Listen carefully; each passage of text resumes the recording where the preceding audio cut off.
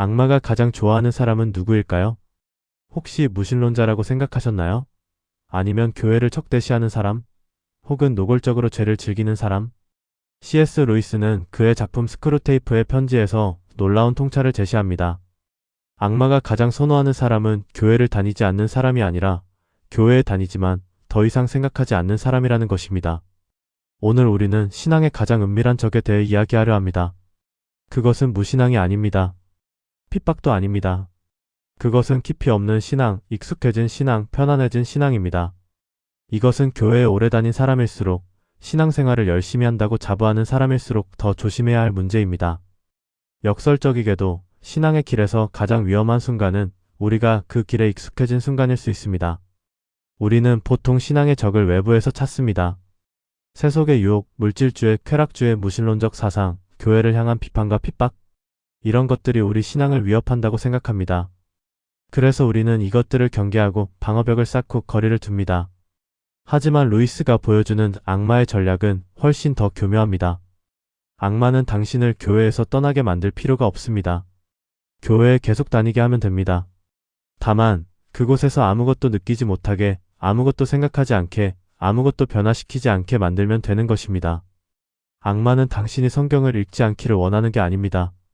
오히려 읽게 내버려 둡니다. 다만 그 말씀이 당신의 삶을 불편하게 만들지 않도록 그저 친숙한 문구로만 남도록 조정합니다. 악마는 당신이 기도하지 않기를 바라는 게 아닙니다. 기도하게 놔둡니다. 다만 그 기도가 습관이 되고 의뢰가 되고 하나님과의 실제적인 만남이 아닌 심리적 안정장치가 되도록 만듭니다. 가장 위험한 신앙의 적은 밖에 있지 않습니다. 그것은 익숙함입니다. 편안함입니다. 더 이상 질문하지 않는 것입니다. 10년, 20년 교회를 다녔다는 것이 때로는 자랑이 아닐 수 있습니다. 그것은 우리가 그만큼 익숙해졌다는 뜻일 수도 있으니까요. 설교를 들어도 더 이상 마음이 움직이지 않고, 찬양을 불러도 가사의 의미를 곱씹지 않고, 예배를 드려도 일상으로 돌아가면 아무것도 달라지지 않는다면 우리는 스스로에게 물어야 합니다. 나는 지금 신앙생활을 하는 것인가? 아니면 신앙생활이라는 익숙한 루틴을 반복하는 것인가? 스크루테이프의 편지는 악마 스크루테이프가 초카인 견습 악마 워무드에게 인간을 타락시키는 방법을 가르치는 형식으로 쓰인 책입니다. 이 책이 보여주는 악마의 전략은 우리의 예상을 완전히 뒤집습니다. 악마는 인간을 극적으로 무너뜨리려 하지 않습니다. 한 번에 큰 죄로 넘어뜨리려 하지 않습니다. 대신 아주 천천히, 아주 점진적으로 거의 알아차릴 수 없을 만큼 조금씩 변화시킵니다. 루이스가 묘사하는 악마가 가장 선호하는 신앙인의 모습, 그것은 세 가지 특징으로 요약할 수 있습니다. 첫째, 바쁘지만 깊이 없는 신앙. 악마는 당신이 신앙생활에서 손을 떼게 만들 필요가 없습니다. 오히려 열심히 하게 만듭니다. 교회 봉사, 소그룹 모임, 각종 행사와 프로그램. 당신의 일정표는 신앙활동으로 가득 차 있습니다. 문제는 그 바쁨 속에서 당신이 실제로 하나님을 만나는 시간은 사라진다는 것입니다. 봉사는 하지만 묵상은 없습니다. 모임은 많지만 깊은 대화는 없습니다. 활동은 많지만 내면의 변화는 없습니다. 신앙생활은 점점 해야 할 일의 목록이 되고 채워야 할 의무가 되고 때로는 피곤함이 됩니다.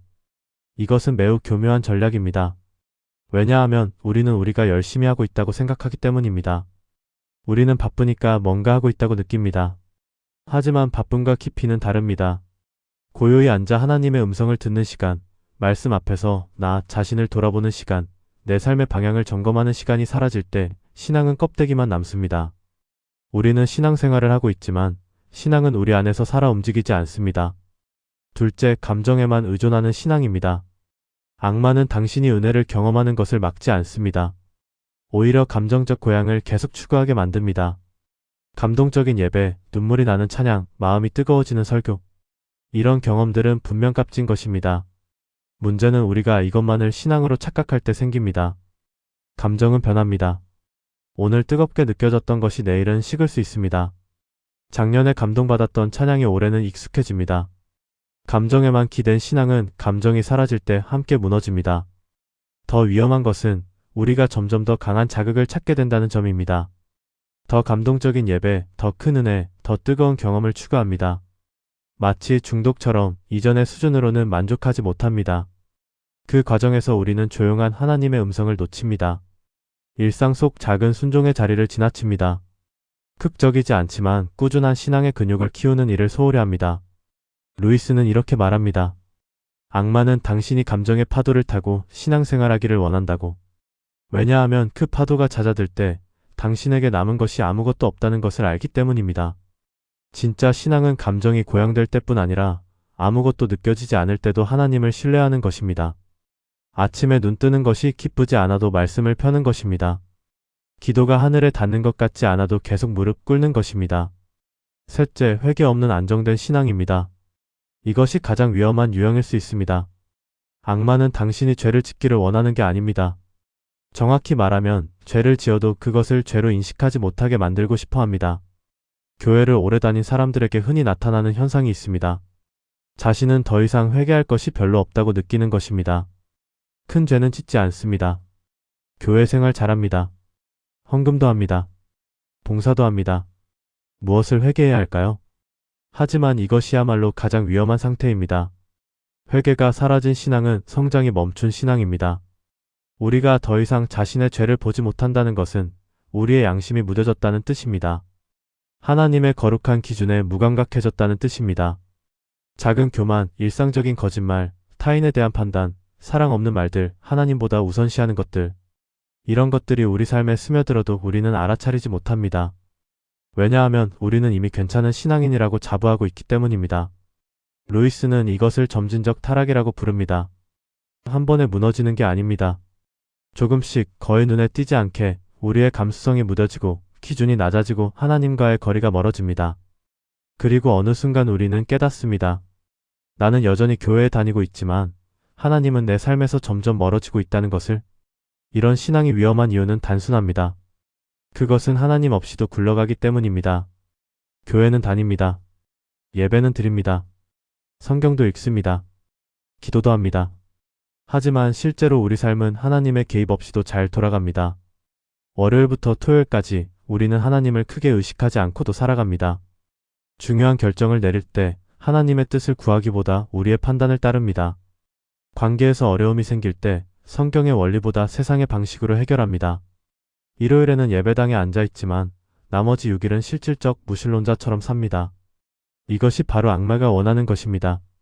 더 무서운 것은 양심의 무뎌짐입니다. 처음에는 어떤 행동이 불편했습니다. 양심이 찔렸습니다. 성령님이 책망하시는 것 같았습니다.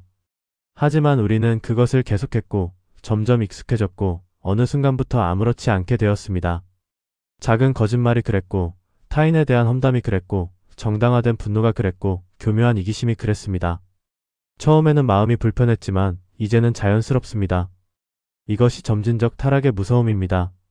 우리는 변하고 있지만 그 변화를 알아차리지 못합니다. 우리는 점점 하나님의 기준에서 멀어지고 있지만 우리 자신은 여전히 신앙인이라고 생각합니다.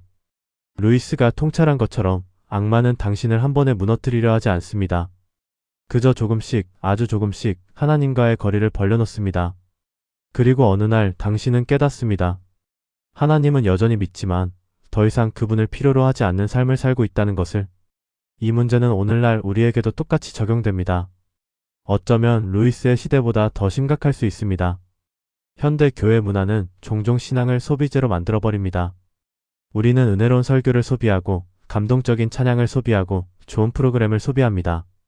교회는 점점 더 많은 컨텐츠를 제공하고 우리는 점점 더 많은 것을 기대합니다. 이 과정에서 신앙은 수동적이 됩니다.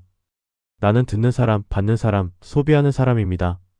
내가 드리는 것, 내가 헌신하는 것, 내가 변화되는 것은 점점 뒤로 밀려납니다. 예배는 점점 경험이 됩니다. 좋은 경험, 의미 있는 경험, 은혜로운 경험. 우리는 예배에서 무언가를 얻기를 원합니다. 하지만 예배의 본질은 우리가 받는 것이 아니라 하나님께 드리는 것 아니었나요? 신앙은 점점 위로용이 됩니다. 힘들 때 찾는 것, 어려울 때 의지하는 것. 물론 하나님은 우리의 위로자이십니다. 하지만 그분은 단지 위로자가 아니라 주인이시고 우리를 변화시키시는 분이시며 때로는 불편한 진리로 우리를 깨우시는 분입니다. 우리는 언제부턴가 불편한 말씀을 피하게 되었습니다. 내 삶을 도전하는 설교보다 내 마음을 어루만지는 설교를 선호합니다. 내 죄를 지적하는 말씀보다 내 상처를 위로하는 말씀을 찾습니다. 회개를 촉구하는 메시지보다 은혜를 강조하는 메시지에 끌립니다. 이것은 균형의 문제입니다. 하나님은 분명 우리를 위로하시고 치유하십니다. 하지만 그분은 또한 우리를 거룩하게 하시고 변화시키시며 때로는 날카로운 진리로 우리를 깨우십니다. 우리가 위로만 원하고 도전은 피할 때 우리의 신앙은 성장을 멈춥니다. 우리는 계속 같은 자리에 머물며 같은 패턴을 반복하고 같은 죄를 짓고 같은 실수를 합니다. 잠시 멈추고 생각해 보십시오. 마지막으로 설교나 말씀을 듣고 마음이 불편했던 게 언제였습니까? 마지막으로 내 삶을 돌아보며 회개했던 게 언제였습니까? 마지막으로 하나님의 말씀 때문에 내 생각이나 행동을 바꾼 게 언제였습니까? 만약 이 질문들에 대한 답이 잘 떠오르지 않는다면 우리는 스스로에게 물어야 합니다. 나는 정말 하나님의 말씀에 귀 기울이고 있는가? 아니면 내가 듣고 싶은 것만 듣고 있는가? 이제 몇 가지 질문으로 우리 자신을 돌아볼 시간입니다.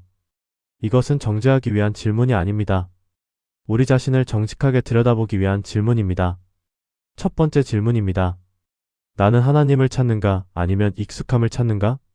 예배 시간에 기도할 때, 성경을 읽을 때 나는 정말 하나님을 만나기를 갈망하는가? 아니면 그저 익숙한 루틴을 수행하는 것인가? 이 질문에 정직하게 답하려면 우리 마음 깊은 곳을 들여다봐야 합니다. 때로 우리는 스스로를 속입니다. 형식은 지키지만 마음은 다른 곳에 있습니다. 두 번째 질문입니다. 내 신앙생활에서 하나님을 제거해도 여전히 돌아갈 수 있는가? 만약 하나님이 실제로 개입하지 않으셔도 내 삶은 지금과 크게 다르지 않을까? 내 일상, 내 결정, 내 관계에서 하나님의 존재가 실제로 차이를 만들고 있는가? 이것은 날카로운 질문입니다. 하지만 우리가 직면해야 할 질문입니다. 세 번째 질문입니다. 나는 언제 마지막으로 회개했는가? 큰 죄가 아니어도 됩니다. 작은 교만, 무심한 말 한마디, 사랑 없는 태도, 이기적인 선택, 이런 것들을 하나님 앞에 내놓고 회개한 게 언제였습니까? 만약 기억나지 않는다면 그것은 우리가 죄를 짓지 않아서가 아닙니다. 우리가 우리의 죄를 보지 못하고 있기 때문입니다. 네 번째 질문입니다. 내 신앙은 나를 편안하게 하는가? 아니면 변화시키는가? 신앙이 우리에게 위로를 주는 것은 맞습니다. 하지만 그것이 전부는 아닙니다. 진정한 신앙은 우리를 도전하고 깨우고 변화시킵니다. 만약 우리의 신앙이 1년 전이나 지금이나 우리를 같은 사람으로 남겨두고 있다면 우리는 질문해야 합니다. 이것이 정말 살아있는 신앙인가?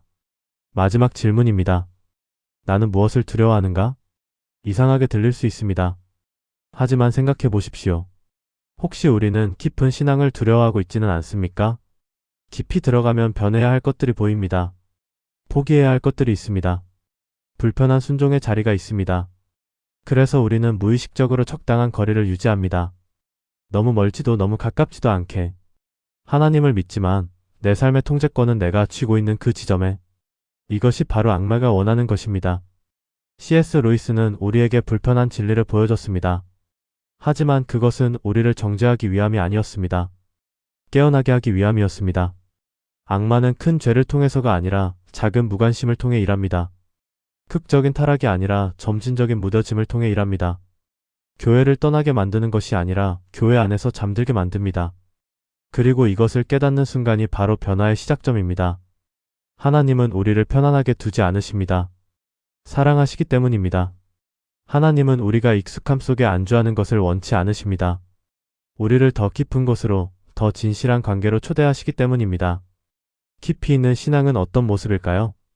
그것은 바쁜 활동이 아니라 고요한 만남입니다. 많은 지식이 아니라 깊은 알아감입니다.